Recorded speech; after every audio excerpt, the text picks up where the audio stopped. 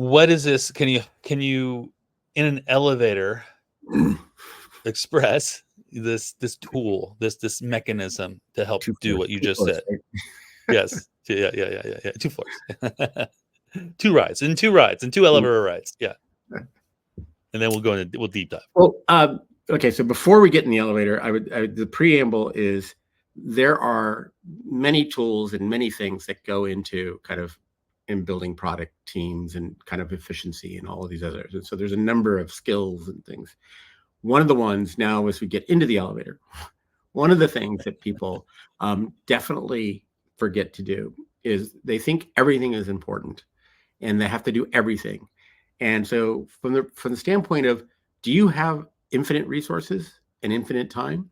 The answer is no. Okay. But let me ask a more provocative question. What if you did? If you had infinite resources and infinite time, would you do everything that's in your backlog? Would you do every idea that pops into your head? Would you do all these things? And the answer should be no, because not everything has the same value. You could do something and say, yeah, I have infinite resources, infinite time.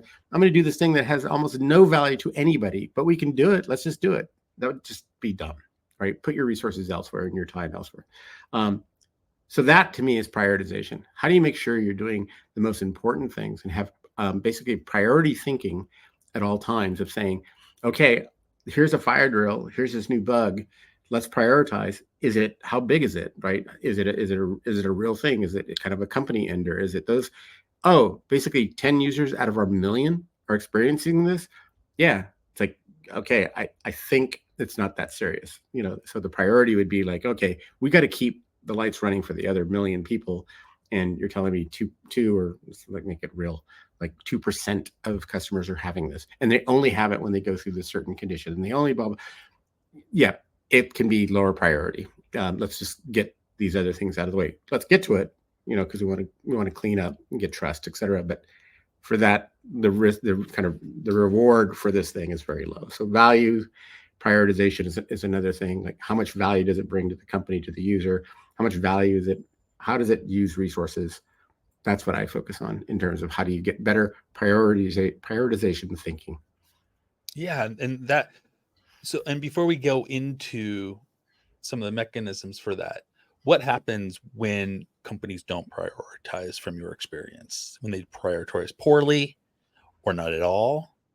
Or have you seen a company not prioritize at all? I mean, what happens? Yeah, there is a big change when I've started to use my process in terms of what we start to get done.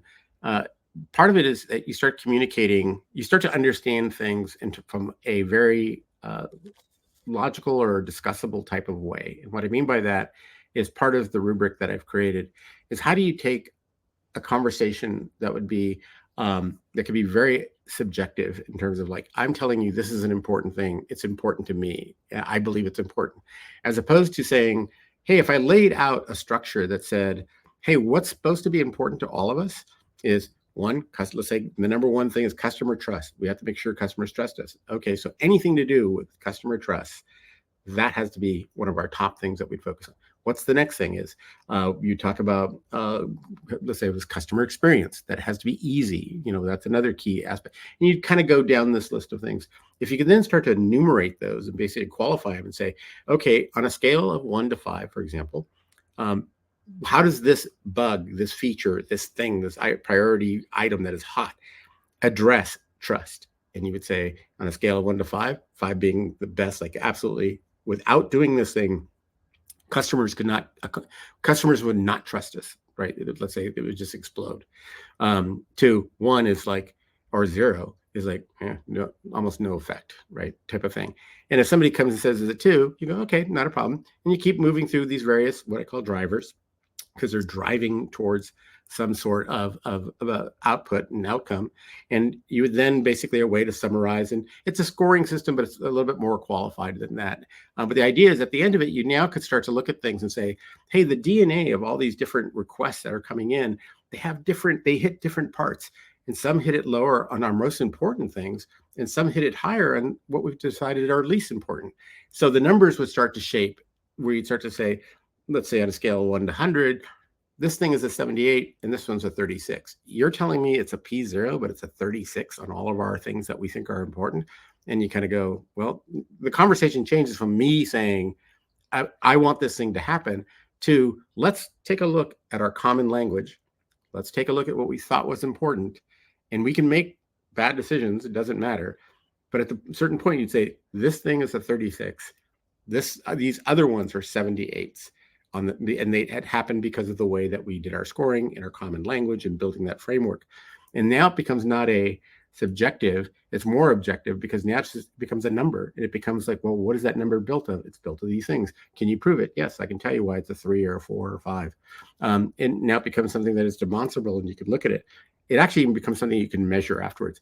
We worked on all the 70s and above, and nothing worked. We didn't get more customers. We get whatever. Okay, that's one thing you could do. Look at it. Maybe we need to relook at the model. Or the flip side is, yeah, we did a bunch of these lower ones because I think you might remember one CEO we had was we did what was it, Fiat. It was like kind of the CEO Fiat, that basically we put a driver in there to say, we hear you, we understand it. You may say it's 5, and it'll be measured in there, and we can look for that and say, what were the things that you thought were important? But we could also look at it and say, you thought this thing was important, and it really is a low driver. It's a low number. And so, but it changes the conversation from saying, I'm telling you this thing. It just basically goes, the system is telling you this thing. The numbers are coming out this way. So you can't fudge the numbers in essence, right? It's the way the scoring system, prioritization system is built, and thinking about these things, it really can't be gamed. It's just one of those things that becomes like, nope, this is the thinking that we did in this. And then you can just always decide, yeah, I don't want to do that. That's always on the table. That's always on the table. And that sparks a bunch of thoughts in my head. That I want to, if I can remember, I should have a notebook to unpack this stuff. First one